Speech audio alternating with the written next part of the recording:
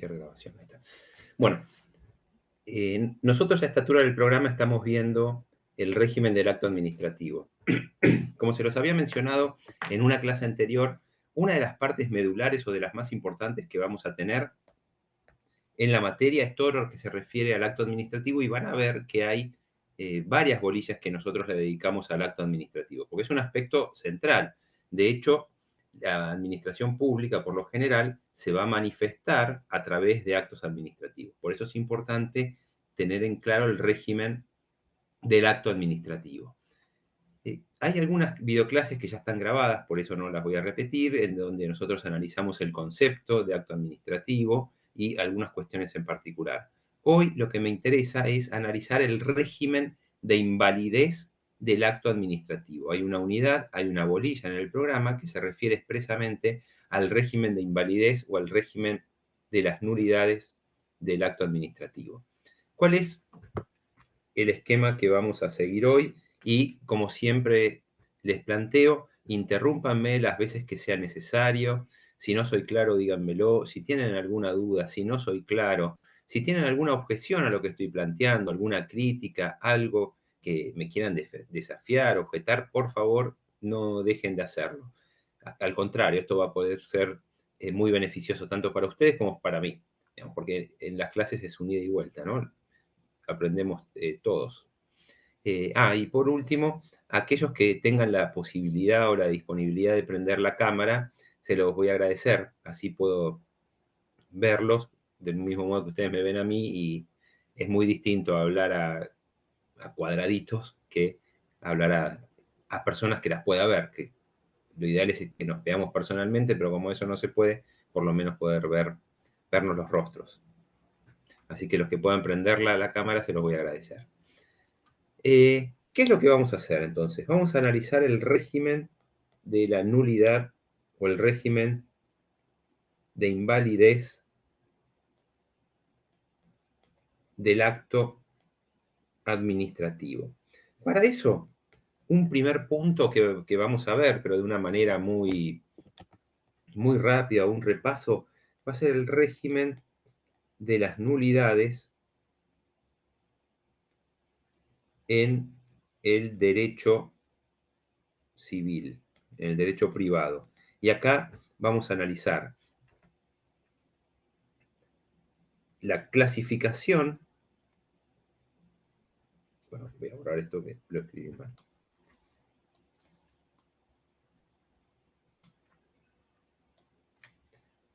Uno va a ser las clases que existían en el Código Civil de Vélez. Después vamos a comparar con las clases de invalidez que existen en el Código Civil y Comercial actual. Luego, en un tercer término, vamos a ver cuál es el régimen jurídico de las nulidades en el derecho civil. Y acá voy a hacer una breve comparación entre lo que es el derecho, el viejo Código Civil y el actual Código Civil. Esto, como les digo, lo vamos a hacer de una manera rápida, porque va a ser simplemente un repaso de lo que ustedes ya vieron en las materias de derecho privado. Y luego sí, vamos a comenzar con el régimen del derecho administrativo. Dentro del régimen del derecho administrativo, lo primero, y como hacemos siempre, vamos a dar un concepto de nulidad, es decir, qué es lo que entendemos por la nulidad. Perdón, ¿no estoy compartiendo pantalla ahí?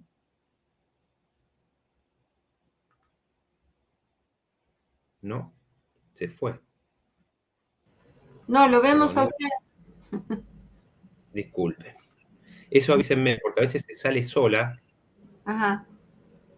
Y yo pienso que están leyendo y no. No. Ahora sí, profesor. Ahí sí, ¿no? Bueno, Sí, sí. gracias por avisarme, ¿eh? Si eso pasa, por favor, interrúmpame y dígame, porque la idea es que se vea. Sí, ya sé qué pasó. Cuando toqué el botón de grabar, me confundí y toqué el otro. Bueno. Y ahora yo los quiero ver a ustedes. Ahí está. Bien. Vamos a ver el concepto Después vamos a ver cuáles son las clasificaciones o la clasificación de las nulidades en el campo del derecho administrativo. En tercer término, vamos a ver cuál es el criterio de distinción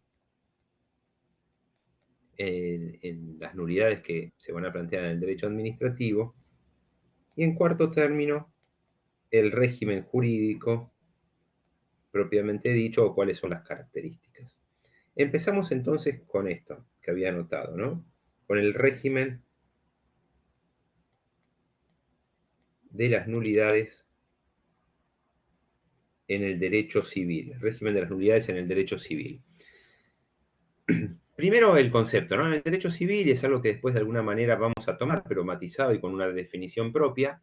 En el derecho civil, ¿cómo se definía la nulidad? ¿Qué es la nulidad en el derecho civil? ¿Quién se acuerda? Es el acto que priva de efectos, digamos, todos los acontecimientos posteriores al acto que dio la nulidad por el vicio en sí.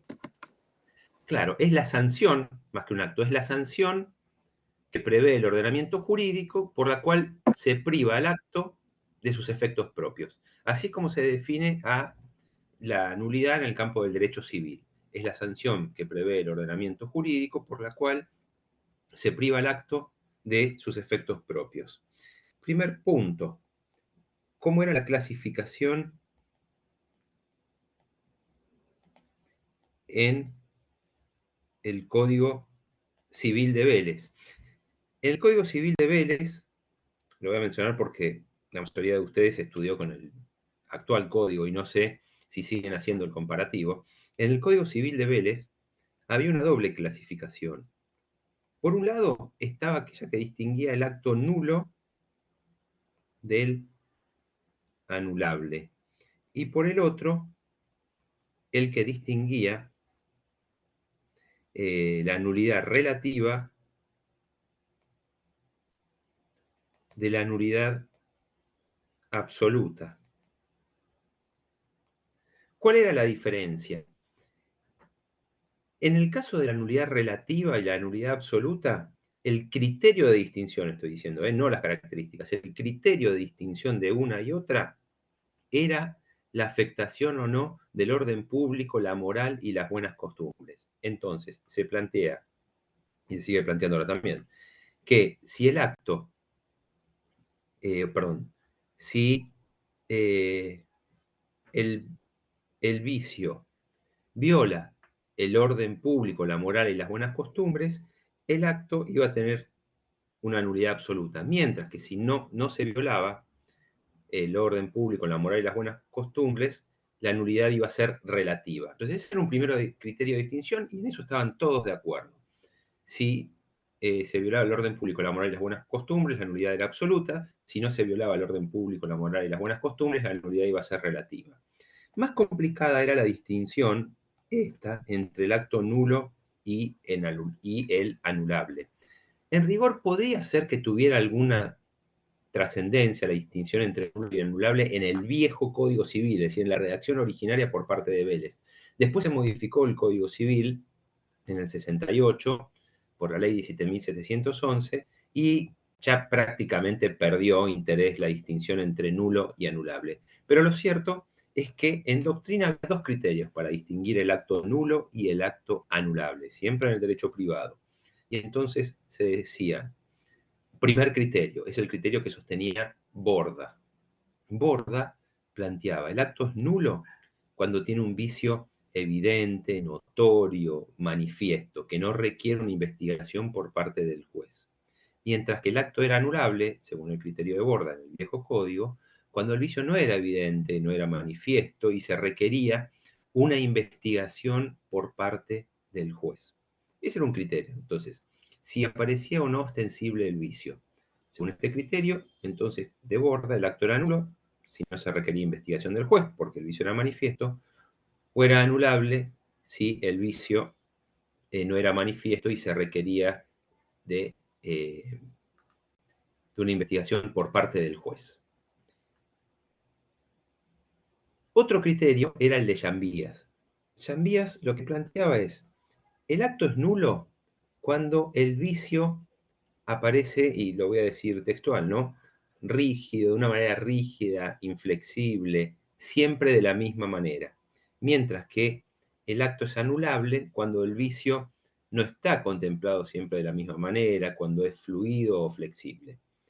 En lo personal nunca entendí esta segunda teoría, por eso me quedaba con la de Borda, que distinguía el acto nulo del acto anulable según estuviera el vicio manifiesto o no manifiesto. Bueno, esa era la clasificación que existía en el viejo Código Civil. ¿Cuál es la clasificación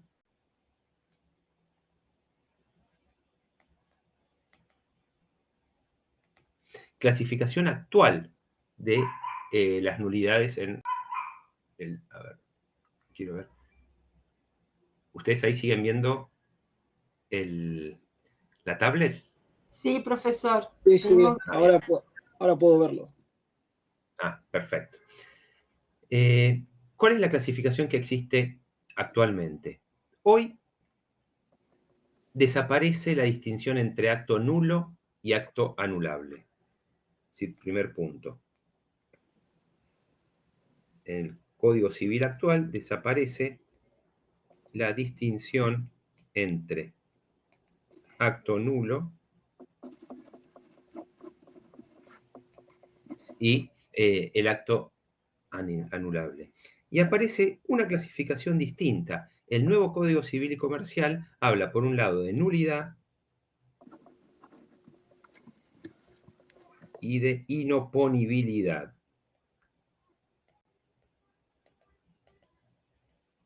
Y dentro de la nulidad, ahora sí, habla de la nulidad absoluta y de la nulidad relativa. Nosotros lo que estamos viendo ahora es este punto, ¿no?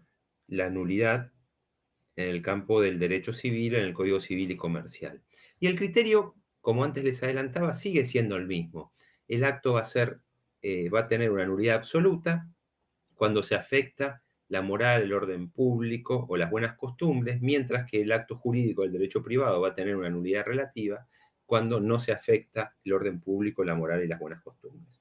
Entonces, hoy por hoy tenemos que tener claro que en el derecho privado, en el marco del Código Civil y Comercial, ya desapareció la distinción entre acto nulo y acto anulable. Ahí no se ve lo que estoy escribiendo, que puse el 3. ¿Usted llegó hasta la palabra clasificación o siguió escribiendo, profesor? No, seguí después. No, no aparece. Bueno, voy a probar. Lo que voy a hacer es pruebo. Disculpen, ¿eh? Primero voy a dejar de compartir.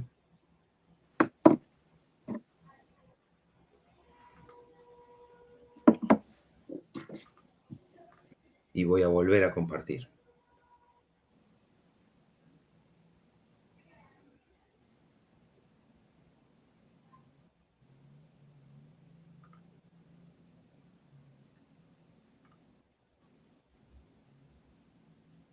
Compartir.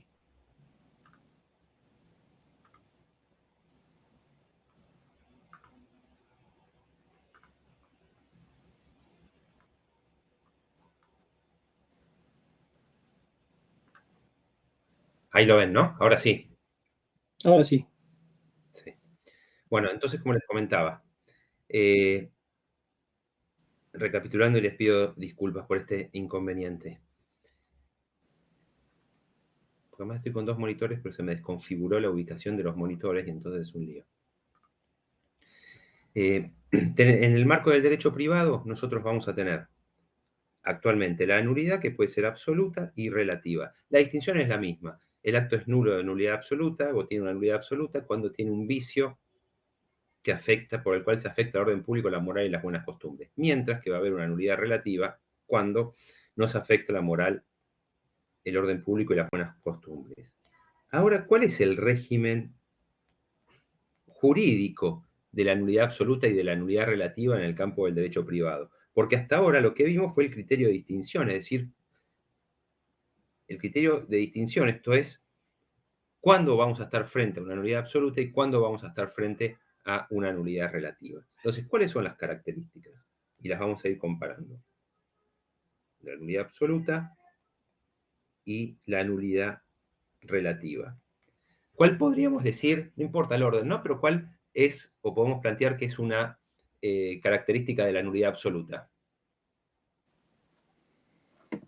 Que debe ser declarada de oficio por el juez.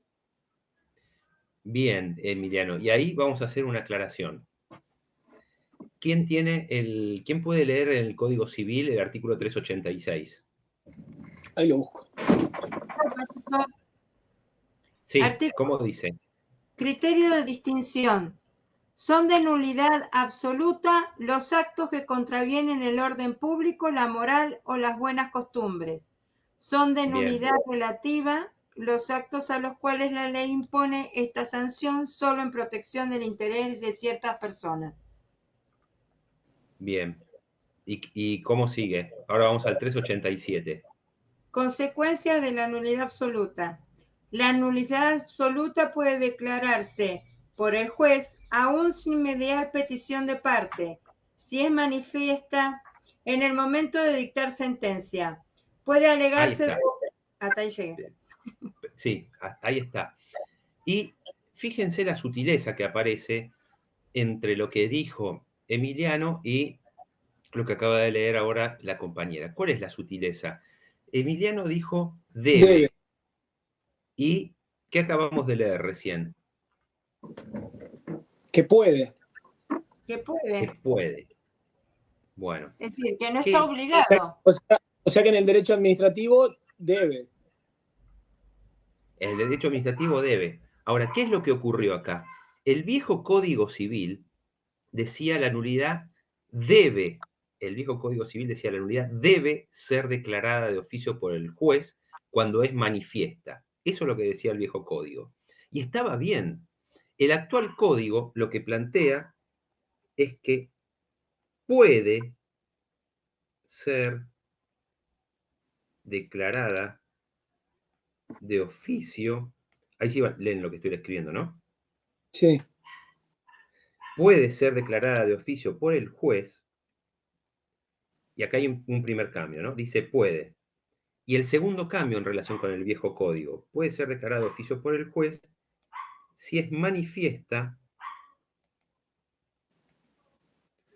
al tiempo de dictar sentencia.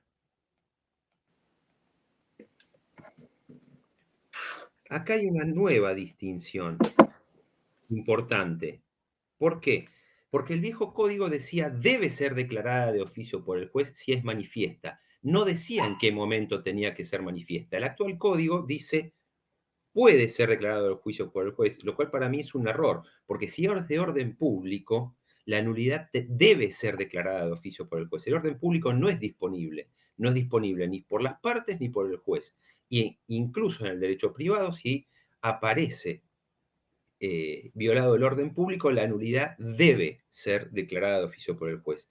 Pero lo que sí es importante, bueno, otro también, ¿no? Pero lo que también, un punto que sí me parece interesante destacar, es que el actual código dice si es manifiesta al tiempo de dictar sentencia. ¿Qué es lo que está planteando? Y sobre esto voy a volver cuando vamos al régimen de derecho administrativo, ¿no? Porque esto que estoy estudiando acá es porque después lo quiero trasladar al derecho administrativo, no para estudiar el derecho privado. Dice cuando sea manifiesta al tiempo de dictar sentencia, con lo cual está dando a entender algo que ya se había planteado en el derecho administrativo, idea a la que yo adhería. Se había planteado en el derecho administrativo que el vicio puede ser manifiesto, y lo vamos a ver con unos ejemplos, puede ser que sea manifiesto al momento en que se lo dictó el vicio, que sea manifiesto al momento que se lo dictó. Por ejemplo, un acto administrativo que no tenga motivación. La motivación son los fundamentos del acto administrativo, para decirlo de manera sencilla. Si yo tengo un acto administrativo y ese acto administrativo no tiene fundamentación, el vicio es manifiesto, es nulo de nulidad absoluta con un vicio manifiesto. Pero también puede ocurrir que el vicio devenga manifiesto con posterioridad, como vamos a analizar en otra clase. Por ejemplo, Piensa en un contrato administrativo que se firmó como consecuencia de una coima. Al momento en que se dictó el acto, no es manifiesto el vicio, pero después, a partir de la prueba, se convierte en manifiesto el vicio, queda en evidencia, supongamos, aparece una cámara, aparece grabado en una filmación. Entonces, retengamos esta idea, ¿no? Que tiene que ser manifiesto al momento de dictar sentencia. Entonces, esa es la primera característica. ¿Qué va a pasar con la nulidad relativa en el marco del derecho privado? ¿Puede ser declarada de oficio por el juez? No, a instancia de la persona. Claro, no. Entonces, la nulidad absoluta, derecho civil, ¿no? Para que después por las dudas no confundan, derecho civil. La nulidad absoluta, la nulidad relativa no puede ser declarada de oficio por el juez.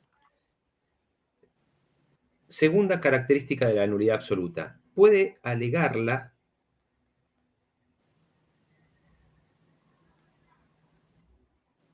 cualquier interesado.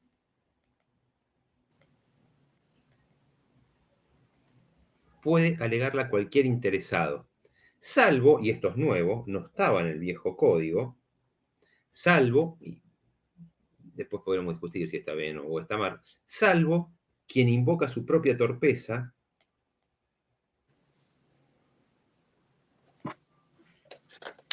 quien invoca su propia torpeza para lograr un provecho. Esta es la nulidad absoluta. Lo único que cambia respecto del viejo código es que se agrega este salvo. Entonces, la nulidad absoluta puede alegarla cualquier interesado, salvo quien invoca su propia torpeza para lograr un provecho. En cambio, la nulidad relativa solo la puede invocar solo aquel en cuyo beneficio se establece o esté prevista. En cuyo beneficio esté prevista. Disculpen la letra, esté prevista. Ahora, se prevé una excepción, dice, excepcionalmente, la puede plantear la otra parte. ¿Alguien se acuerda en qué caso? Si es de buena fe y si experimentó un perjuicio, que es Claro, lo que establece el código. claro, si es de buena fe y sufrió perjuicio importante.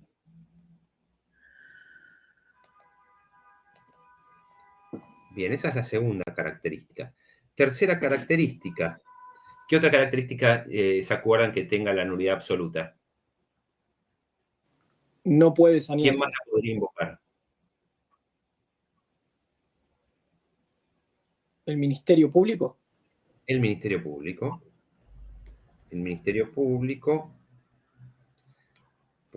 podría plantear en el marco de un proceso la nulidad absoluta. ¿Y la nulidad relativa la podría plantear el Ministerio Público? No. No. La nulidad relativa no la podría plantear el Ministerio Público. ¿Qué otras características se acuerdan?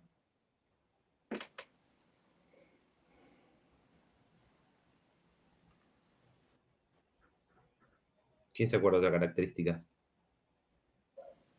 de la nulidad absoluta? Que no puede ser saneada. Exactamente. La nulidad absoluta es inconfirmable. Si la misma es inconfirmable, es decir, que no puede ser saneada, ¿no debería haber quedado en el articulado del código que el juez debe declararla de oficio, doctor? Bueno, es un muy buen razonamiento. Es un muy buen razonamiento, Emiliano. Que si me escuchás en otra clase de dar este tema, lo voy a repetir. Bueno. Te voy a tomar la idea, claro, porque vos lo que me estás diciendo es, si es inconfirmable, es un poco lo que decíamos antes, ¿no? Es Claro, no sé, indisponible debería por ser la un parte. deber.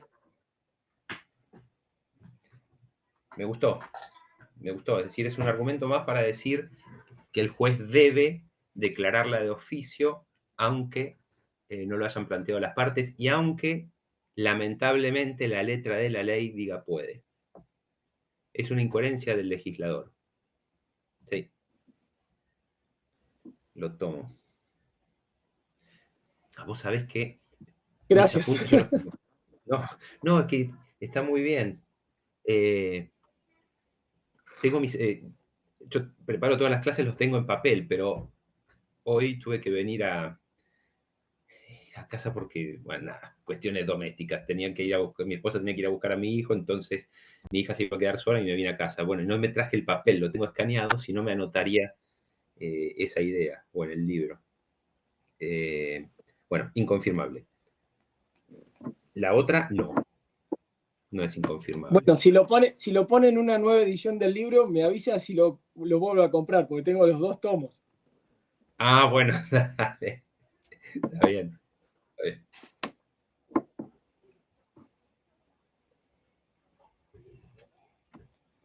Quinto. Bueno, yo los invito a eso, a que constantemente lo que se les ocurra, que lo digan, si no les cierra lo que yo estoy planteando, me lo discutan, me lo objeten, me lo critiquen, me desafíen la idea, aporten algo nuevo. Es decir, tratar de desarrollar el espíritu crítico, ¿no? Y no quedarse simplemente con lo que les estoy planteando.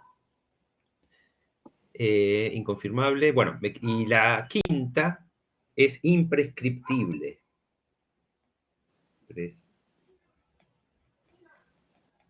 Es imprescriptible. Mientras que la nulidad relativa es prescriptible. ¿Cuál es el plazo de prescripción de la nulidad en el derecho privado? Estoy preguntando de la nulidad, ¿eh?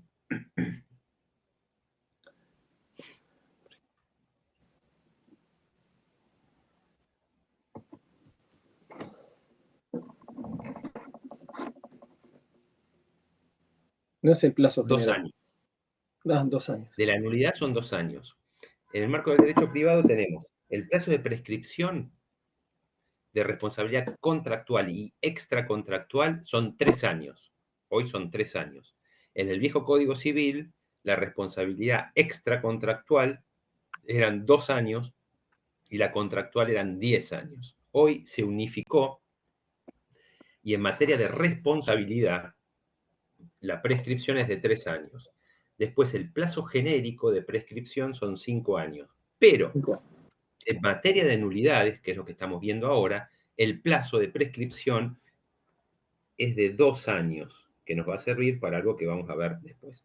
Bueno, con esto ya tenemos el panorama entonces, ahí están viendo, del derecho privado. Dijimos que hoy por hoy tenemos la nulidad absoluta, la nulidad relativa, el criterio de distinción, como recién había leído la compañera, si se afecta o no el orden público, la moral y las buenas costumbres. Y en cuanto al régimen jurídico, la nulidad absoluta puede ser declarada de oficio por el juez, para nosotros es debe, si es manifiesta al tiempo de dictar sentencia. La nulidad relativa no puede ser declarada de oficio por el juez. Segundo, la puede alegar la absoluta cualquier interesado, salvo que invoque su propia torpeza para obtener un provecho. Y la relativa la puede invocar solo aquel en cuyo beneficio esté prevista. Excepcionalmente, la otra parte, si actúa de buena fe y sufre un perjuicio importante. La nulidad absoluta la puede plantear el Ministerio Público, la nulidad relativa no. La nulidad absoluta es imprescriptible, la nulidad relativa es prescriptible. Bueno, con este repaso entramos ya directamente al régimen, sería el punto 2. Punto 2, al régimen del derecho administrativo, que es el que nos interesa. Al régimen del derecho administrativo. Lo primero que vamos a dar es un concepto. ¿Cuándo o qué es la nulidad? La nulidad es la sanción, es parecido al que tomamos el derecho privado, la sanción por la cual se priva al acto administrativo de sus efectos propios de manera definitiva, por tener algún tipo de vicio. Después vamos a ver cuál. Entonces, la nulidad en el derecho administrativo es la sanción por la cual se va a privar al acto administrativo de sus efectos propios de manera definitiva, subraya en definitiva, de manera definitiva, por tener algún tipo de vicio. Ese es el concepto. 2, es decir, el punto 2.2. Dijimos que íbamos a ver la clasificación. 2, clasificación. ¿Cómo se clasifica las nulidades en el marco del derecho administrativo? Yo siempre me estoy refiriendo al derecho administrativo nacional, ¿no? Porque, como vimos al principio, y después vamos a profundizar en la otra materia, en derecho público provincial, el derecho administrativo es local. Cada provincia y la Ciudad Autónoma de Buenos Aires se dan sus propias normas de derecho administrativo, aunque coinciden sustancialmente. Hay básicamente dos líneas de derecho administrativo en las provincias, pero sustancialmente coinciden. Yo me estoy refiriendo al ámbito nacional. En el ámbito nacional nunca existió esta complicación que estaba en el derecho privado, que distinguía el acto nulo, anulable, nulidad absoluta, nulidad relativa. En el ámbito nacional es lo mismo hablar de acto nulo que un acto que tiene una nulidad absoluta, o acto anulable del acto que tiene una nulidad relativa. Es decir, se equiparan las nociones. En el derecho administrativo, el acto puede ser nulo de nulidad absoluta o anulable de nulidad relativa. Es decir, hay dos categorías nada más. Acto nulo de nulidad absoluta y acto anulable de nulidad relativa. Es lo mismo decir nulo que nulidad absoluta. Y es lo mismo decir anulable que nulidad relativa. Entonces, la clasificación es, el acto puede ser nulo, de nulidad absoluta, o anulable, de nulidad relativa. Y es lo mismo decir nulo que nulidad absoluta y anulable que nulidad relativa. ¿Cuál es el criterio ahora de distinción? ¿Cuál es el criterio de distinción? Se han postulado básicamente dos posturas o dos criterios en doctrina. Hay un primer criterio que lo que hace es vincular el vicio con la gravedad de la violación del ordenamiento jurídico.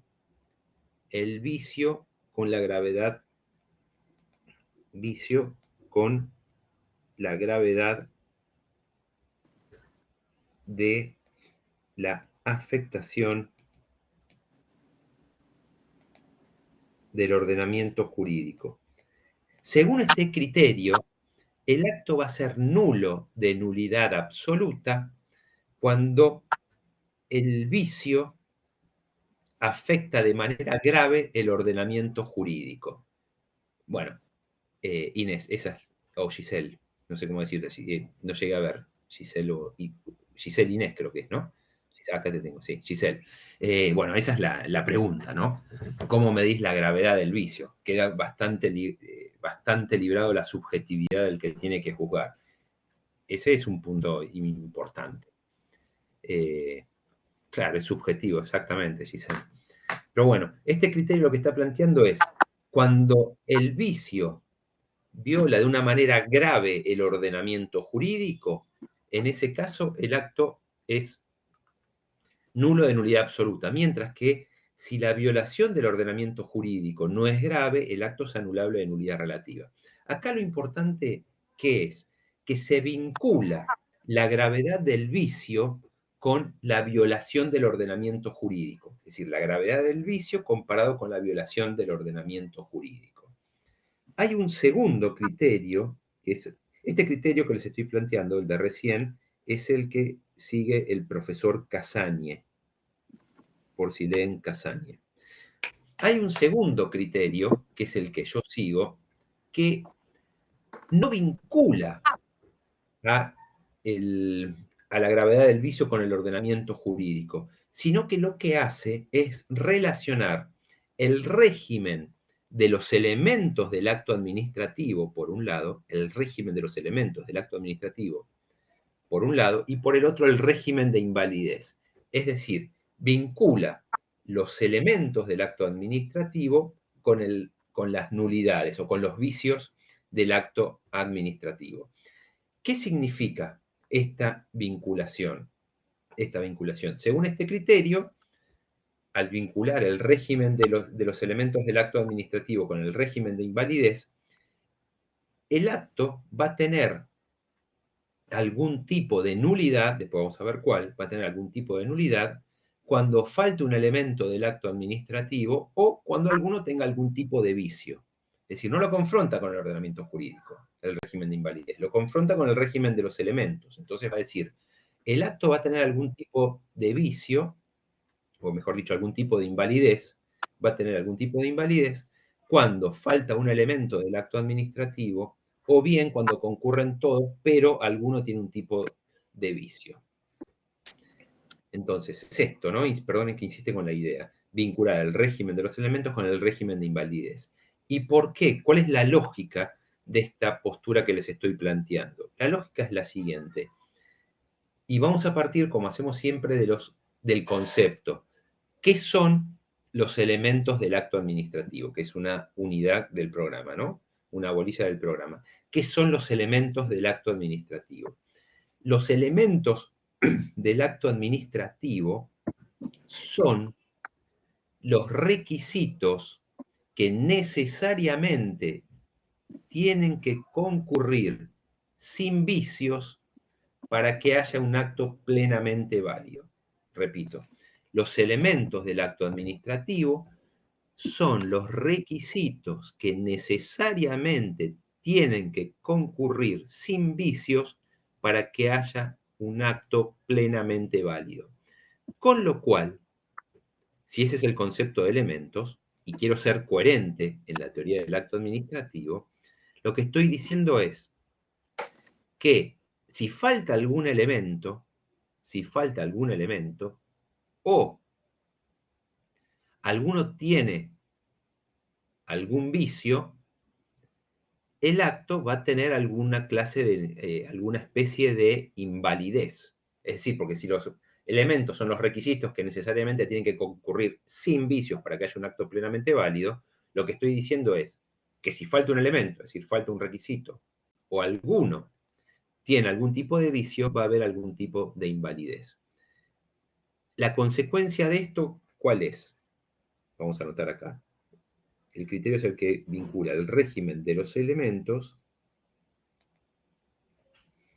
con el régimen de invalidez. Y entonces, según esto, el criterio va a ser que el acto va a ser nulo, de nulidad absoluta, en dos supuestos. Nulo de nulidad absoluta en dos supuestos. Primero, cuando falta un elemento. Cuando falta un elemento esencial del acto administrativo. Cuando falta un elemento esencial del acto administrativo. Por ejemplo, se firma un contrato administrativo sin haber celebrado la licitación pública que exigía el ordenamiento. Ahí falta el elemento procedimiento. Tenemos el contrato, pero falta un elemento, directamente no está. ¿Qué elemento no está? El procedimiento. No se siguió el procedimiento previsto en el ordenamiento jurídico para celebrar ese contrato. Ese contrato va a ser nulo de nulidad absoluta porque le falta un elemento. Y el segundo supuesto de la nulidad absoluta va a ser cuando están todos los elementos,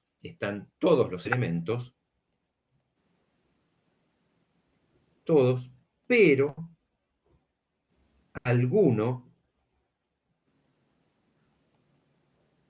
tiene un vicio grave o fundamental. Por ejemplo, si se celebra una licitación, si se celebra un contrato administrativo y se hace la licitación pública, pero no se le da publicidad. ¿Se siguió el procedimiento? Sí, pero de una manera gravemente irregular. No se le dio publicidad, no se publicó en el boletín oficial, no se publicó en el sitio web del organismo de contrataciones, no se invitó a proveedores, no se cumplió con eso. Hubo un procedimiento administrativo, pero tiene un vicio grave. Ese contrato también va a ser nulo de nulidad absoluta. Va a tener todos los elementos, pero alguno con un vicio grave o fundamental. Mientras que el acto va a ser anulable de nulidad relativa cuando estén todos los elementos. Cuando estén todos los elementos. ¿Por qué? Porque si falta uno es nulidad absoluta. Cuando estén todos los elementos, pero alguno tiene un vicio grave, perdón, un vicio leve. Un vicio leve o no fundamental. Entonces, el acto va a ser anulable de nulidad relativa cuando tenga un vicio leve o no fundamental. Por ejemplo, la ley de procedimientos administrativos establece, sería un vicio grave, insalvable. Ahí te digo, Giselle. Termino esto y vuelvo con los ejemplos. En la nulidad relativa están todos los elementos, pero alguno tiene un vicio leve o no fundamental. Ejemplo, cuando se dicta un acto con incompetencia en razón del grado, y la delegación estaba permitida, Ejemplo, el contrato lo firma un secretario cuando debía ser firmado por el ministro. Como está permitida por una norma la delegación del ministro en el secretario, ese contrato tiene una mera nulidad relativa.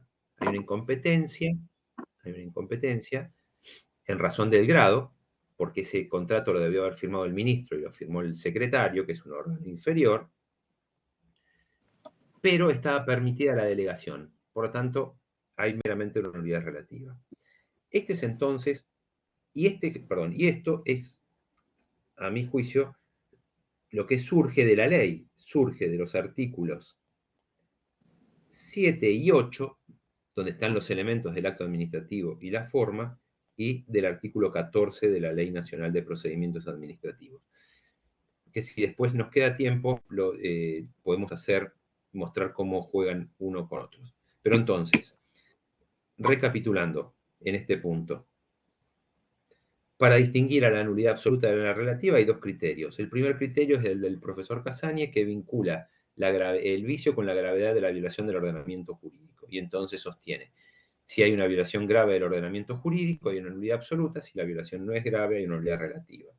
El criterio que les propongo lo que vincula es el régimen de los elementos del acto administrativo con el régimen de invalidez.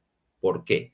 Porque si los elementos del acto administrativo son los requisitos que tienen que concurrir sin vicios para que haya un acto plenamente válido, de ahí podemos deducir que si falta un elemento, o están todos, pero alguno tiene algún tipo de vicio, el acto va a tener algún tipo de invalidez. Y dicho esto, la conclusión va a ser que el acto es nulo de nulidad absoluta en dos casos. Primero, cuando le falta un elemento. Por ejemplo, un contrato que se celebra sin licitación pública, o una sanción que se impone a un empleado sin respetarle el derecho de defensa, no se le permitió defenderse, o un acto administrativo que se dicta sin ningún tipo de motivación, no tiene fundamentos, le falta un elemento. ¿Cuál es la motivación? Y el segundo supuesto de nulidad absoluta es cuando están todos los elementos, pero alguno tiene un vicio grave o fundamental, que era lo que me preguntaba Giselle. Ejemplo, firmo el contrato, antes se siguió un procedimiento licitatorio, pero de una manera gravemente irregular, porque, por ejemplo, no se hizo la publicidad que se debía hacer. No se publicó en el boletín oficial, no se publicó en el sitio de contrataciones, no se invitó a proveedores. ¿Hubo un procedimiento previo? Sí, pero fue gravemente irregular. Otro ejemplo. Se sanciona a un empleado y se le da derecho de defensa, pero por 24 horas. ¿Hubo derecho de defensa? Formalmente sí, pero la Corte dijo que dar derecho de defensa por 24 horas es inconstitucional. Entonces, está el elemento procedimiento, pero está gravemente viciado, porque a nadie se le puede dar 24 horas para presentar su defensa frente a una sanción o frente a un acto administrativo. Esa es la nulidad absoluta. Y después tenemos el acto anulable de nulidad relativa, que es aquel en el que están todos los elementos del acto, pero alguno tiene un vicio leve o que no es fundamental. Por el ejemplo que les puse, donde hay un acto que está expresamente en la ley, en el 14 inciso B, donde hay un acto dictado con incompetencia en razón del grado y la delegación estaba permitida. Ejemplo, el contrato lo tenía que firmar el ministro y lo firmó el secretario. Y estaba la delegación permitida. ¿Hasta acá alguna duda? ¿Alguna pregunta? ¿Me expliqué? ¿Me hago entender? Perfecto. Sí, profe, se entendió todo.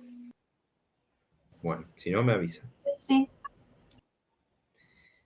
Vamos ahora, estamos en el régimen de derecho administrativo, ya vimos el concepto, la clasificación, los criterios de distinción. Vamos a ver ahora el régimen jurídico. De la misma manera que nosotros hicimos con el derecho privado, vamos a hacerlo ahora con el derecho administrativo. Primero, acá vamos a anotar la nulidad absoluta y la nulidad relativa. Primera característica. La nulidad absoluta,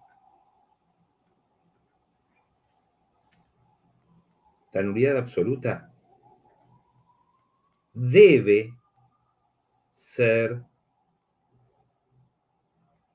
declarada de oficio por el juez.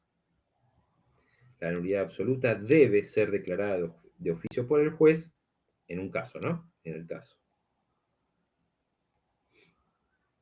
Adviertan que acá lo que estamos planteando es que la nulidad absoluta debe ser declarada de oficio por el juez. ¿Qué quiere decir que es declarada de oficio? Acá claro, porque a veces se confunden. De oficio no significa que un juez se levanta a la mañana y dice, voy a declarar la nulidad de un decreto del presidente. No. De oficio significa que en el marco de un proceso, tiene que haber un caso, una causa, una controversia, en el marco de un proceso, el juez puede, sin que haya mediado petición de parte, declarar la nulidad de ese acto administrativo. Por ejemplo, el juez podría, en el marco de un proceso en el que un particular le demanda al Estado que le pague por un contrato, supongamos que un particular demanda al Estado para que le pague por un contrato, y el Estado le responde que no corresponde el pago por X motivo. Pero el juez advierte que ese contrato es consecuencia de un hecho de corrupción. Bueno, el juez, de oficio, sin que nadie se lo pida, puede declarar la nulidad absoluta de ese contrato administrativo. O, por ejemplo, más común, que se da en la práctica, ¿no? Tengo un contrato administrativo que se firmó sin licitación pública. Entonces, ese contrato es nulo de nulidad absoluta, según lo que vimos. Y en virtud de ese contrato, que es nulo de nulidad absoluta, el particular demanda al Estado para que le pague. El Estado le responde, le dice, no te pago por X motivo. Ninguno de las dos en el proceso planteó la nulidad. Pero si el juez advierte que no hubo licitación pública, debería declarar la nulidad absoluta de ese contrato administrativo, aunque ninguna de las partes lo haya planteado. Eso quiere decir de oficio, que lo plantea en el juez en el marco de un proceso, de una causa, sin que ninguna de las dos partes lo hubiere planteado. Esto que les estoy diciendo de que la nulidad absoluta debe ser declarada de oficio por el juez, no fue siempre así, no fue siempre así. Tradicionalmente, la Corte entendía que no podía declararse de oficio la nulidad de un acto administrativo, de la misma manera que sostenía que no podía declararse de oficio la inconstitucionalidad de una ley. La doctrina tradicional era que no podía declararse de oficio la nulidad del acto administrativo ni la inconstitucionalidad de la ley. Los argumentos que daba la Corte,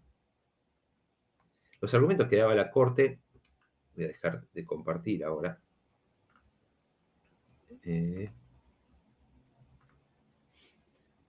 eran básicamente tres.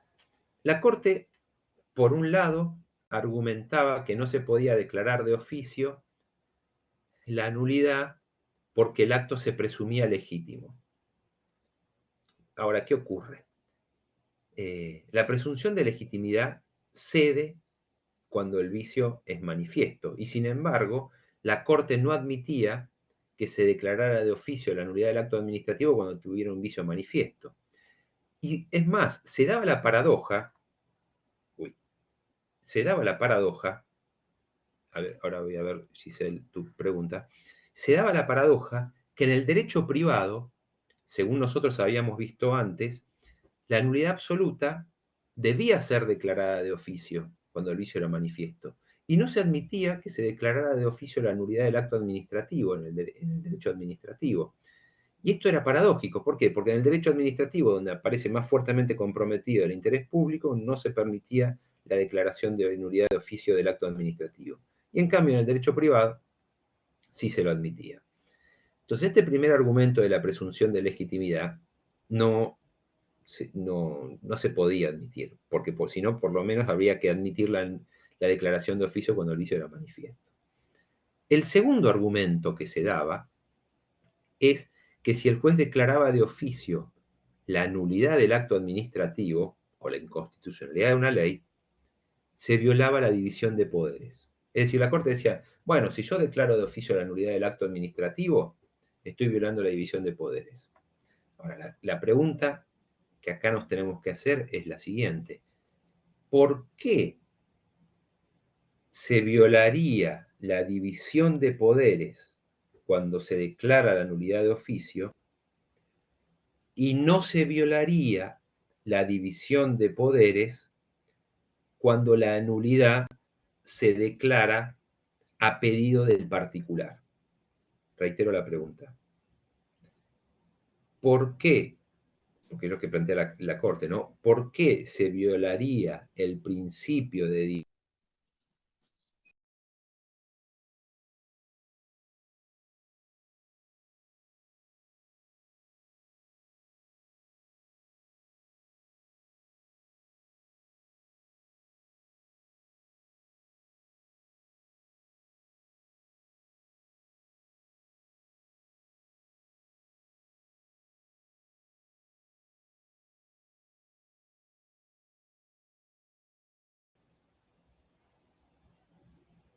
¿Ahora me escuchan? Sí, pero Ahora sí. sí. Sí. Ahora sí, profesor. Me pareció que tenía poca señal. Bueno, básicamente lo que les estaba diciendo es por qué se violaría el principio de división de poderes si se la declara de oficio y no se violaría si se la declara a petición de parte. Y la verdad que no hay ningún fundamento lógico para decir, como decía la Corte, ¿no? No hay ningún fundamento lógico para decir, si lo hago de oficio se viola la división de poderes. Y si lo hago a pedido de parte no se viola la división de poderes. Dicho de otra manera, o la crítica que le queremos hacer de otra manera.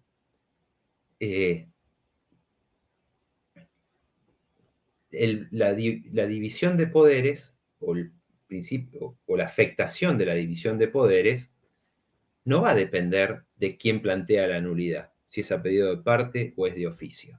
Por lo tanto, este argumento de la división de poderes tampoco era atendible de la Corte. La Corte decía entonces, ¿se violaría la división de poderes si la declara de oficio? La respuesta nuestra es no, porque entonces, si no, también se violaría la división de poderes si lo hago a instancia de un particular. No cambia a los efectos del principio de división de poderes, a instancia de quién se declara la nulidad. ¿Me expliqué en este punto? Sí, ¿Sí? Bien. El tercer quizás, argumento. quizás, perdón, no, un aporte, Sí, quizás sí, bajo Ivo. bajo ese fundamento de no darlo de oficio o no dar esa facultad al juez, de alguna manera que incluso creo que sería igualmente hallado, pero para un poco entender a la Corte, quizás de alguna manera se evitaba darle una posibilidad de discrecionalidad al Poder Judicial con esa facultad, porque Bien. haciéndolo a instancia de parte ya no tendría la posibilidad de una discreción o usarlo de esa manera. En cambio, con el Está muy bien. oficio podría sospecharse. E incluso creo que se ha hallado, pero para entender un poco la lógica del otro argumento. No, está muy bien lo que estás diciendo, Ivo, y es probable que la Corte haya utilizado ese argumento para autorrestringirse, ¿no? La Corte tiene un cliché, una frase que dice que el Poder Judicial tiene la delicada misión de autorrestringirse para evitar la intromisión en otros poderes. Y puede ser, y lo tomo, que haya ido de la mano de ese argumento que estás planteando, que no hayan querido aceptar que se podía declarar de oficio. Sí, es coherente, lo que vos me estás diciendo, el argumento que me estás dando es coherente con lo que dice la Corte. Es, ahí se ve coherencia de la Corte. Muy, muy buen aporte, Ivo. Muchas gracias. El tercer argumento que daba la Corte, que este para mí es el más atendible de todos, es, a ver, les pregunto, ¿qué podría pasar si estoy en un proceso, ni el Estado ni yo planteamos la nulidad del contrato o la nulidad del acto, estamos discutiendo si corresponde el pago o no, transitamos primera instancia, transitamos Cámara, eventualmente llegamos a la Corte por recurso extraordinario, donde la discusión es si me tiene que pagar o no el Estado, y en la sentencia, la Cámara o eventualmente la Corte declara la nulidad de oficio del contrato sobre el que estamos discutiendo. ¿Qué podría llegar a afectarse? ¿Qué les parece? Imagínense a ustedes litigando, Los derechos discutiendo sobre la subjetivos base. adquiridos. Bueno, pasa que frente a un acto nulo, ¿La buena fe? A ver, la buena fe, pueden estar actuando la buena fe de ambas partes, ¿no? Lo cual se presume. Y Pero pónganse en el lugar, principio, en- sí, como primera afectación, el principio de economía procesal, por hacer, ¿por qué economía procesal? porque si es algo que debe anularse de oficio, si es un vicio tan manifiesto que debe anularse de oficio, eh, el proceso tan largo o el proceso se terminó siendo en perjuicio para las partes, se hizo largo en perjuicio para las partes, porque en Ah, realidad nunca hubo fundamento en ese proceso. en función del acto que están discutiendo. Claro. Podría ser, podría ser. ¿Y pero qué más? Imagínense ustedes que están litigando, ¿no? Demandan a la administración por incumplimiento de un contrato administrativo. La administración le responde, no corresponde el pago porque no sé, los suministros no eran de calidad, la obra no era buena. En primera instancia pueden responder sí, corresponde el pago. En Cámara puede resolver no corresponde el pago en función del contrato. Y llegan a la Corte y la Corte declara la nulidad de oficio del contrato. Imagínense ustedes litigando.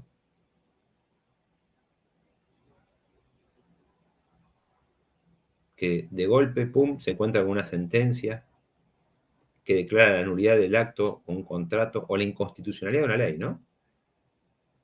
Que no lo planteó nadie en el proceso.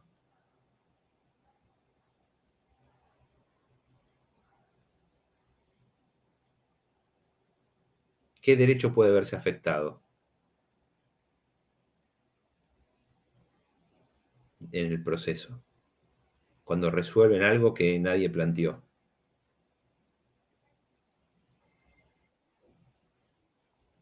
El derecho de defensa, Florencia, muy bien. Se te puede afectar el derecho de defensa.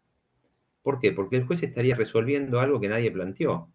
Ustedes están discutiendo si corresponde o no el pago en función del contrato y de oficio la Cámara o la Corte les declara la nulidad de ese contrato.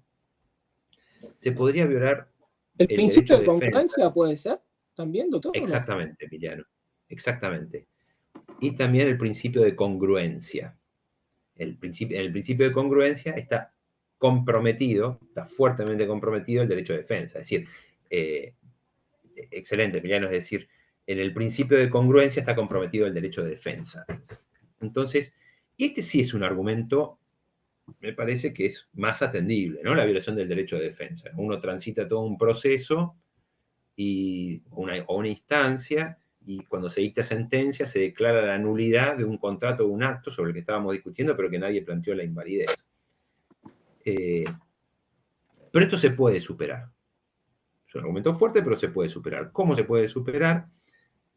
Escuchando en forma previa a las partes, es decir, corriendo un traslado a las partes para que se pronuncien sobre la eventual validez o invalidez de ese acto administrativo o de ese contrato. Es decir, un traslado previo, o en materia procesal a veces se dice una decisión, una medida para mejor proveer. Eso creo que se podría hacer. Pero tiene que poder declararse de oficio la nulidad o la inconstitucionalidad de una norma. ¿Por qué? Porque acá se va a aplicar otro principio procesal, que es el iura novit curia. El derecho lo conoce el juez y puede aplicar de oficio las normas de orden público. Y la principal norma de orden público es la Constitución. Entonces, si en el marco de un proceso se advierte la nulidad de un acto o de un contrato administrativo, debe ser declarada de oficio por el juez, aunque habría que darle la previa oportunidad a las partes para que se pronuncien. Antes les había mencionado que tradicionalmente la Corte no lo permitía. Después, ya la jurisprudencia y actualmente habilita y sostiene que debe ser declarado de oficio por el juez. Voy a compartir pantalla. Esto, compartir aplicación.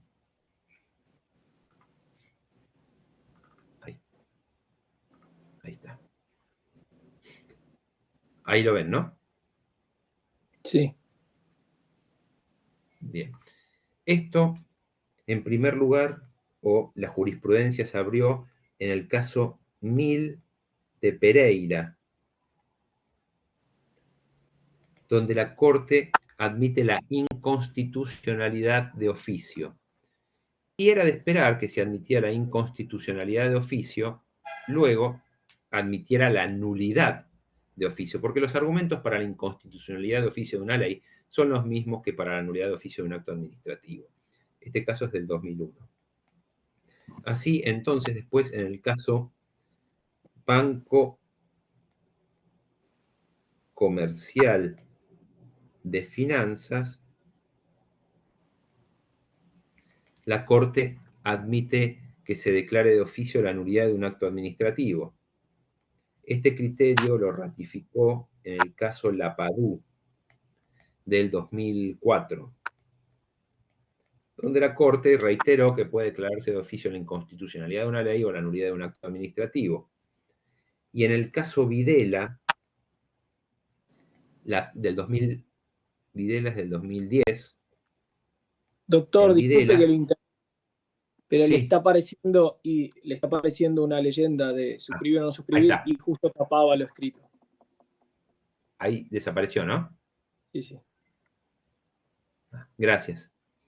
En el caso Videla, del 2010, la Corte agrega algo más, no solo ya la nulidad del acto administrativo y la inconstitucionalidad de una ley, sino que también habla de la inconvencionalidad de oficio de una norma, por ser contraria a la Convención Americana de Derechos Humanos.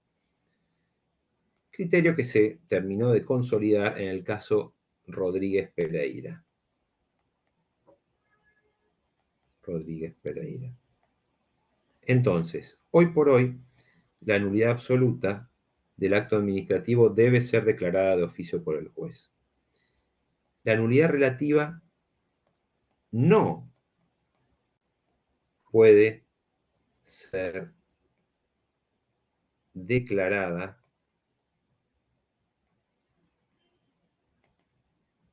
de oficio por el juez. ¿Por qué? Porque vamos a ver que la nulidad relativa puede ser saneada, por lo tanto, por la administración, ¿no? Puede ser saneada por la administración. Por lo tanto, si el juez declarara de oficio la nulidad relativa, ahora sí estaría violando el principio de división de poderes porque le estaría privando a la administración pública la posibilidad de sanearlo. Acá sí juega ese argumento. Entonces, la nulidad relativa no puede ser declarada de oficio por el juez, porque la nulidad relativa, como vamos a ver, es saneable por la administración pública. Entonces, si el juez declarara de oficio la nulidad relativa, estaría violando el principio de división de poderes al impedirle a la administración pública sanear ese acto administrativo. ¿Me expliqué?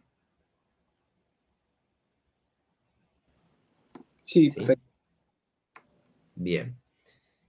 Siguiente característica, que ahora la voy a mencionar nomás, porque en la próxima clase nos vamos a dedicar específicamente a este punto. Así que ahora anoten la idea y la próxima clase, que la va a dar el profesor Fernando Lagarde, se va a profundizar. El acto nulo de nulidad absoluta debe ser anulado en sede administrativa. Acá estamos hablando en sede administrativa, es decir, por la administración pública. Debe ser anulado en sede administrativa, es decir, si hay un acto nulo de nulidad absoluta, la administración debe anularlo, salvo, es decir, no lo podría anular la administración, salvo que esté firme, consentido y hubiese generado derechos subjetivos que se estén cumpliendo. Entonces, el acto nulo de nulidad absoluta debe ser anulado en sede administrativa, salvo que esté firme, consentido y hubiese generado derechos subjetivos que se estén cumpliendo. Y hay otro salvo, ¿no? Salvo, es decir, que sí podría anularlo, a pesar de estar firme, consentido y haber generado derechos, de manera muy especial cuando el particular conocía el vicio,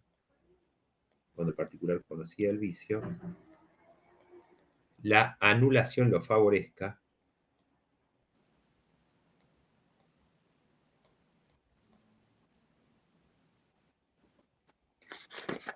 o el acto fuera otorgado expresa y válidamente,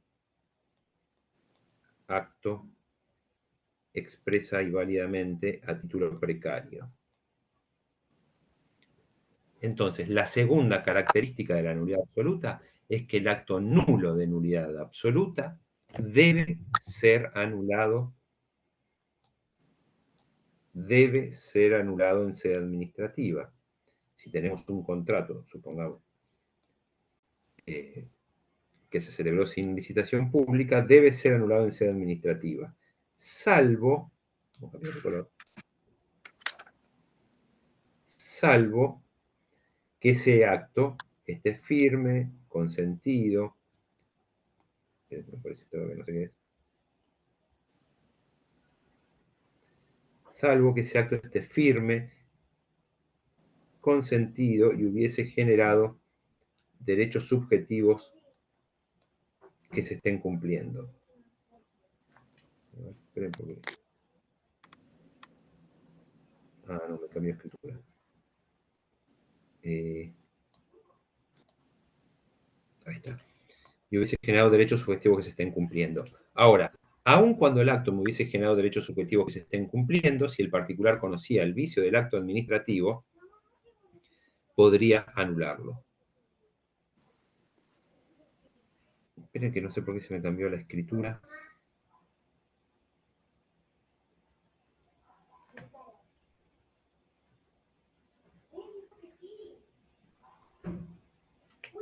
Perdón, se me cambió a... Bueno. En cambio, la nulidad tampoco me deja borrar.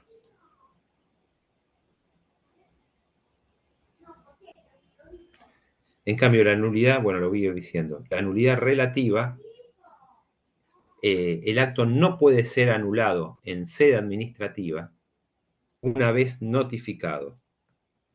No puede ser anulado en sede administrativa. Ah, ya está. Voy a borrar esto. No puede ser anulado en sede administrativa una vez. No puede ser anulado en sede administrativa, salvo, es decir, sí podría al acto anular de nulidad relativa, los tres supuestos que vimos antes. Que el particular conozca el vicio, que la anulación lo favorezca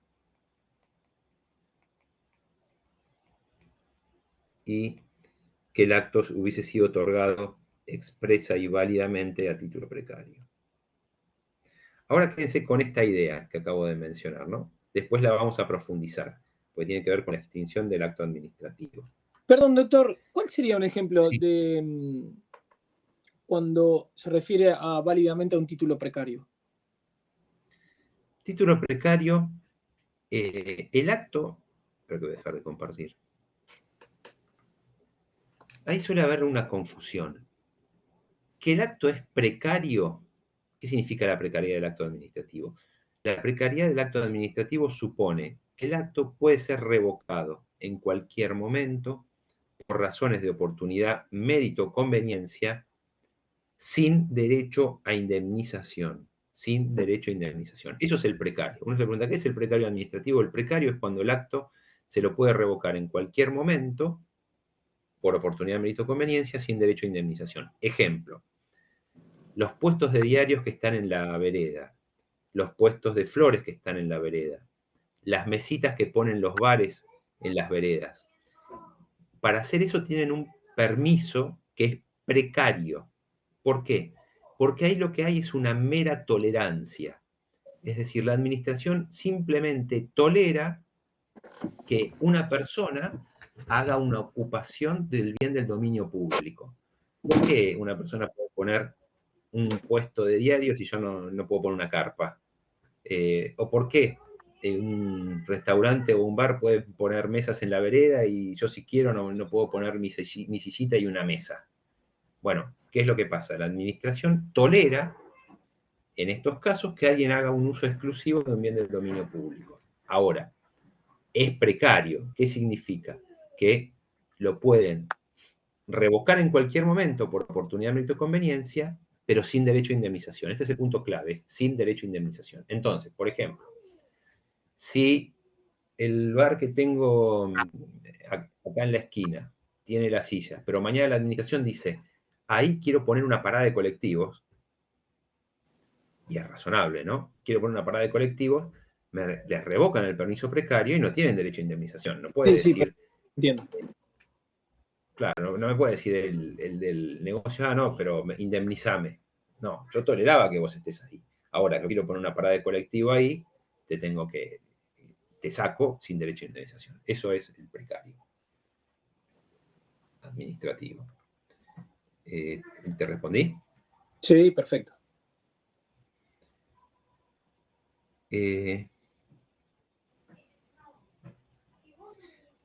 Muy bien, Giselle. No puede revocarse sin fundamento. ¿Por qué? Porque todo acto administrativo tiene que tener motivación, que es uno de los elementos del acto administrativo. Tiene que tener motivación. Tiene que tener motivación. Es decir, tiene que estar fundado. No puede decir, bueno, te revoco el permiso de tu puesto de flores porque quiero dárselo a un amigo. No, tiene que estar fundado. ¿El fundamento lleva implícito la finalidad? Y en el fundamento va a estar la finalidad. Es decir, la motivación del acto administrativo, es decir, cuál es el concepto de motivación como elemento. La motivación como elemento del acto administrativo es poner por escrito la causa y la finalidad. Es decir, la finalidad hay que expresarla. Tercera característica, y vuelvo a compartir.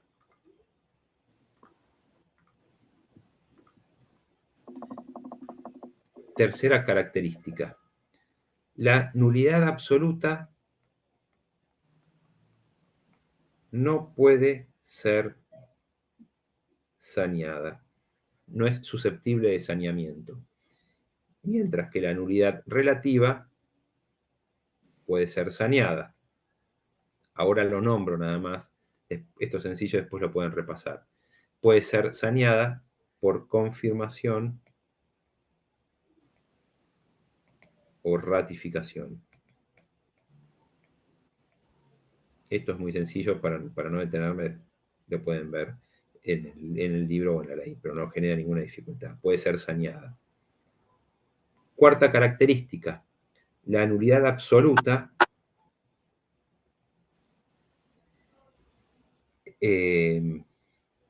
a ver, para ponerlo de... ese lo dejamos para después. La nulidad absoluta, la declaración, tiene efecto retroactivo. Es decir, los efectos de la nulidad se retrotraen al momento del dictado del acto. Y esto tiene lógica. ¿Por qué? Porque si el vicio siempre se da en la génesis del acto, en la concepción, en el nacimiento del acto, ahí es donde va a estar el vicio, tiene lógica que la declaración tenga efectos retroactivos al momento del dictado del acto. De nuevo, si el vicio siempre se da en la génesis, en la concepción del acto administrativo, si se declara la nulidad, tiene que tener efectos retroactivos. ¿Qué pasa con la nulidad relativa? La declaración de nulidad relativa, como regla, debería tener efectos retroactivos, como regla, por la misma idea. Si el vicio está en la génesis del acto administrativo y declara la nulidad, se le podría reconocer debería tener efectos retroactivos. Salvo, es decir, la doctrina admite que no se otorgue efectos retroactivos a la nulidad relativa por razones de seguridad jurídica.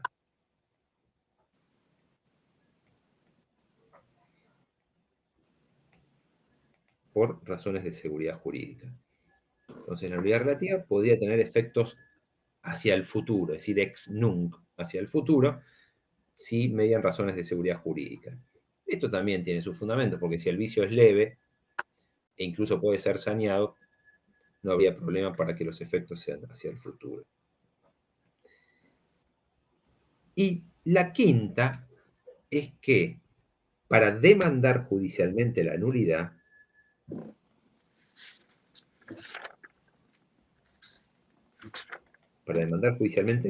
del acto, una vez agotada la vía, esto lo vimos en el primer encuentro, es decir, para ir a la justicia primero tengo que agotar la vía administrativa. Tengo que transitar la vía administrativa y recién ahí puedo ir a la instancia judicial para demandar judicialmente, plantear judicialmente la nulidad del acto administrativo. El particular tiene plazos de caducidad, y entonces va a tener 90 días hábiles judiciales para interponer la demanda, o en algunos supuestos la normativa prevé un recurso directo, se llama recurso directo, que por lo general es ante la Cámara, y en ese caso va a tener 30 días hábiles judiciales para el recurso directo. ¿Qué es lo importante acá? Que el particular tiene, ahora, ¿no? Para lo que estamos viendo ahora, plazos breves de caducidad.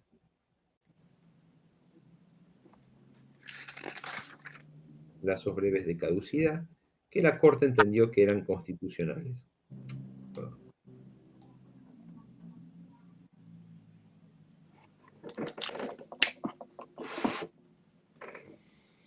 Plazos breves de caducidad. Es decir, al particular no se le aplica un plazo de prescripción para ir a la justicia, sino que tiene plazos breves de caducidad, que es para interponer la demanda, una vez agotada la vía, son 90 días hábiles judiciales, o cuando está previsto un recurso directo, son 30 días hábiles judiciales. Estos son plazos de caducidad. ¿Qué pasa cuando es el Estado el que quiere plantear la nulidad de su propio acto? El Estado, cuando no puede anularlo en sede administrativa, es decir, cuando se da esto, que el acto está firme, consentido y generó derechos subjetivos, y el particular no conoce el vicio, cuando no lo puede anular en sede administrativa, tiene que ir a la justicia. Y va a través de lo que se denomina, que vimos en el primer encuentro, y está en la primera videoclase, el proceso de lesividad, que es la forma en la que la administración canaliza la pretensión de la nulidad de su propio acto. Entonces, supongamos que hay un contrato de obra pública que es consecuencia de una licitación pública, pero que no hubo publicidad. Bueno, ese contrato es nulo de nulidad absoluta. Ahora, la administración debería declararlo nulo en sede administrativa. Pero si se comenzó a ejecutar, es decir, si ya se puso el primer ladrillo, ese acto, que es el contrato administrativo, ya va a estar firme, va a estar consentido por el contratista y va a haber generado derechos subjetivos que se están cumpliendo, porque ya comenzó con la obra, ya comenzó a ejecutar la obra. En ese caso, la administración no podría anularlo en sede administrativa, no podría. Si no hubiese puesto el primer ladrillo, sí podría, porque no habría generado derechos subjetivos que se estén cumpliendo. Bueno, si generó derechos que se están cumpliendo, tiene que ir a la justicia a plantear la nulidad de su propio acto. Para eso, el Estado no tiene plazo de caducidad. Si no tiene plazo de caducidad, ¿qué plazo se va a aplicar para ejercer la acción? El que Si no tiene prevea, plazo de caducidad. el que prevea el Código Civil. Es decir, ¿cómo se llama ese plazo? De prescripción. El plazo de... bien, ¿y quién habló recién porque no llegué a ver? Yo, profe, Saya. Ah, Saya, bien. Plazo de prescripción. Si no hay caducidad, hay prescripción. Y pregunta, las prescripciones están reguladas en el Código Civil. ¿Cuál es el plazo de prescripción para plantear la nulidad absoluta? 2 años. Nulidad absoluta. 5. No, un poco más. ¿Qué habíamos dicho de la nulidad absoluta acá? 3, no. La tercera la vencida, 10. No. Es imprescriptible la nulidad absoluta. Es imprescriptible. Bien, el derecho, por eso me detuve un poco en el derecho civil, porque al no haber una norma de derecho público, vamos al Código Civil, y la nulidad absoluta es imprescriptible. Por lo tanto, esto lo trasladamos, como no hay una regulación en el derecho público, lo trasladamos acá, y el Estado, como no tiene plazo de caducidad, se aplica el de prescripción y es imprescriptible. No tiene plazo. Es decir, que mientras el Estado, mientras el particular tiene 90 días hábiles judiciales para plantear la nulidad, 30 eventualmente, el Estado no tiene plazo de caducidad, por lo tanto se aplica el plazo de prescripción y como la nulidad absoluta es imprescriptible, no tiene plazo. ¿Qué pasa con la nulidad relativa? ¿Cómo son los plazos para demandar judicialmente? Para el particular es lo mismo que antes. Tiene plazo de caducidad. Tiene plazo de caducidad. Que van a ser, como vimos antes, 90 días hábiles judiciales para la demanda y 30 días hábiles judiciales para el recurso directo.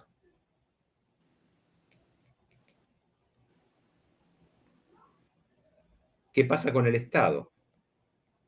Si quiere plantear la nulidad de un acto anulable de nulidad relativa, ¿qué pasa con el Estado? No tiene plazo de caducidad. No hay un plazo de caducidad. Por lo tanto, se aplica el plazo de prescripción del Código Civil. Y acá sí, ¿cuál es el plazo de prescripción previsto en el Código Civil para la nulidad relativa? 2 años. 2 años. Es decir, se va a aplicar esto que habíamos visto acá en el derecho privado, se va a trasladar, como no hay una solución en el derecho público, se traslada y al aplicarse la prescripción va a tener 2 años. Va a tener 2 años. Estas son las 5 características de la nulidad absoluta. Es decir, ¿qué es lo que vimos? A ver si me queda para dar un punto más. Vimos, en el régimen del derecho administrativo vimos el concepto, cómo se clasifica, los criterios de distinción de la nulidad absoluta y la nulidad relativa y las 5 características del régimen jurídico. ¿Hasta acá me expliqué? ¿Hay alguna duda? ¿Alguna pregunta? No, está perfecto, doctor. ¿Alguien más que me quiera plantear algo?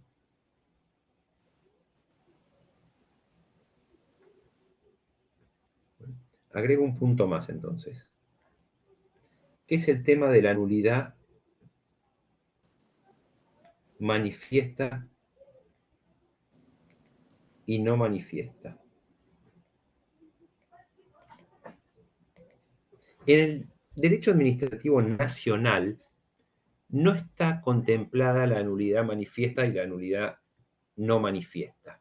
Es decir, en la ley de procedimientos administrativos no aparece regulado el carácter manifiesto o no manifiesto del vicio. Ahora, esto no quiere decir que no tenga importancia la nulidad, si el vicio es manifiesto o si el vicio no es manifiesto. Tiene una gran trascendencia. ¿Por qué tiene trascendencia? Porque cuando la nulidad es manifiesta, frente a la nulidad manifiesta, la Corte, en el caso Pustelnik, que lo tienen en el programa, la Corte en el caso Pustelnik, sostuvo que cae la presunción de legitimidad del acto administrativo. Es decir, y que caiga la presunción de legitimidad del acto administrativo, cuando veamos caracteres del acto administrativo, vamos a ver que tiene trascendencia. Entonces, si bien no está regulado en la ley de procedimientos el carácter manifiesto o no manifiesto del vicio, lo cierto es que y no hace falta que esté, porque que sea manifiesto o no manifiesto está en la naturaleza de las cosas, o es manifiesto o no es manifiesto. Bueno, cuando es manifiesto, cae la presunción de validez del acto administrativo. Y si bien no está prevista la nulidad manifiesta en la ley de procedimientos, ¿En qué otra norma de orden público o en qué norma de orden público se hace referencia al carácter manifiesto de una irregularidad? La norma de derecho público en la que se haga referencia a la nulidad manifiesta o a una irregularidad manifiesta. En la Constitución, en el artículo 43, cuando se habla del amparo, que dice que el amparo procede contra todo acto u omisión que lesione, restrinja o altere con arbitrariedad o ilegalidad manifiesta.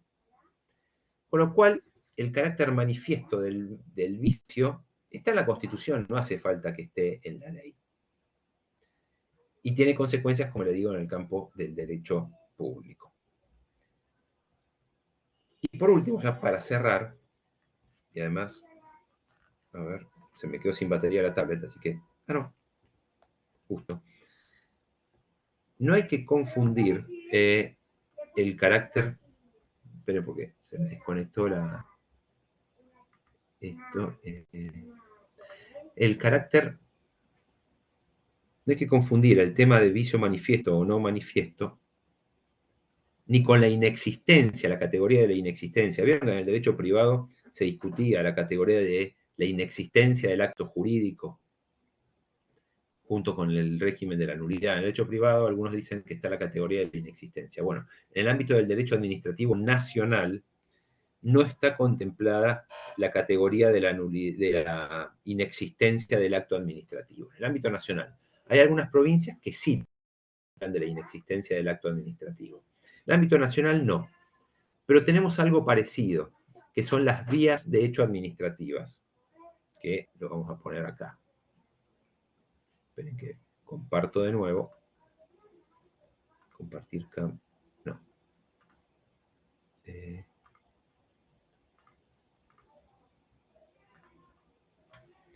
Como punto 6, pongámoslo, como el 2.6. ¿Se está compartiendo ahí? No. Ahora sí. Ahora sí. Como punto 6, es decir, como punto 2.6, pongamos vías de hecho. Que ya algo mencionamos en alguna otra videoclase. Las vías de hecho administrativas. No hay que confundir el vicio manifiesto y no manifiesto con la teoría de la inexistencia, que la teoría de la inexistencia en el ámbito nacional no está. Uy, ahora sí me quedé sin batería. No está, perdón, no está en la ley nacional, pero tenemos reguladas las vías de hecho administrativas. ¿Qué son las vías de hecho administrativas? La vía de hecho administrativa es todo comportamiento material, este es el concepto, todo comportamiento material del órgano administrativo que es gravemente ilegítimo y afecta garantías constitucionales. Esa es la vía de hecho administrativa. Es todo comportamiento material que es gravemente ilegítimo y afecta garantías constitucionales. No es un acto administrativo, no es un acto administrativo nulo, no es un acto administrativo nulo con un vicio manifiesto, no aplica la teoría de la inexistencia. La vía de hecho administrativa es un comportamiento material del órgano administrativo que es gravemente ilegítimo y afecta una garantía constitucional. Es cuando la administración actúa sin ningún título jurídico que habilite esa actuación, sin un título jurídico que habilite esa actuación. No hay nada, actúa de hecho. Por ejemplo, hay un edificio que se está por caer y sin ningún acto administrativo, sin nada, va la administración pública y lo derrumba. Eso es una vía de hecho administrativa. No hay un título jurídico previo que habilite esa actuación. Entonces, ¿por qué lo traigo cuando hablamos del régimen de las nulidades?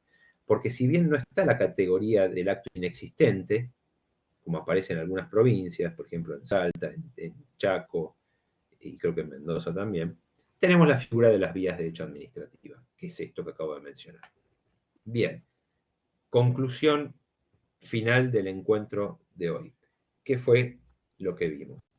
Vimos primero el régimen de las nulidades en el derecho civil, Vimos que actualmente solo se habla de nulidad absoluta y nulidad relativa. El criterio para distinguir la afectación o no del orden público, la moral y las buenas costumbres, y vimos las 5 características.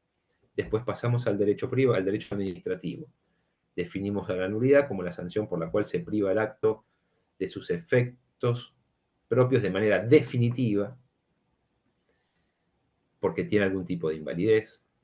Vimos que, segundo punto, que en el derecho administrativo la clasificación es o el acto es nulo de nulidad absoluta o anulable de nulidad relativa, es decir, se equipara nulo con nulidad absoluta, anulable con nulidad relativa. Y así dijimos que el acto es nulo de nulidad absoluta cuando le falta un elemento, y es anulable de nulidad relativa cuando tiene todos los elementos. Perdón, el acto es nulo de nulidad absoluta cuando le falta un elemento, o cuando tiene todos los elementos, pero alguno tiene un vicio grave o fundamental, y es anulable de nulidad relativa cuando tiene todos los elementos, pero alguno tiene un vicio leve o no fundamental. Vimos el régimen jurídico, dijimos que el acto nulo de nulidad absoluta debe ser declarado de oficio por el juez, la nulidad relativa no puede ser declarada de oficio por el juez. Vimos que el acto nulo de nulidad absoluta debe ser anulado de oficio en sede administrativa por la administración pública, salvo que esté firme, consentido y hubiese generado derechos subjetivos que se estén cumpliendo, en cuyo caso no podría declarar nulidad, salvo que y ahí sí podría que el particular conozca el vicio del acto, que el acto hubiese sido otorgado expresa y válidamente a título precario, o que la anulación lo favorezca. En cambio, el acto anulable de nulidad relativa, como regla, no puede ser anulado en sede administrativa una vez notificado, salvo los 3 supuestos: conocimiento del vicio, acto expresa y válidamente otorgado a título precario, y que la anulación lo favorezca. Tercera diferencia, dijimos la nulidad absoluta, la declaración tiene efecto retroactivo, la nulidad relativa también tiene efecto retroactivo, pero excepcionalmente se le puede reconocer efecto hacia el futuro. Cuarta característica, para demandar la nulidad absoluta, el particular tiene plazos breves de caducidad, que son 90 días hábiles judiciales si va por demanda, o 30 días hábiles judiciales si va por recurso. El Estado no tiene plazo de caducidad, por lo tanto se le aplica el de prescripción. Como la nulidad absoluta es imprescriptible, no tiene plazo. En el caso de la nulidad relativa rigen los mismos principios. El particular tiene los plazos breves, de 90 y de 30, y el Estado se le aplica el plazo de prescripción, que es el de 2 años. Y por último, la nulidad absoluta no puede ser saneada, y la nulidad relativa sí puede ser saneada a través del saneamiento, de la confirmación y la ratificación.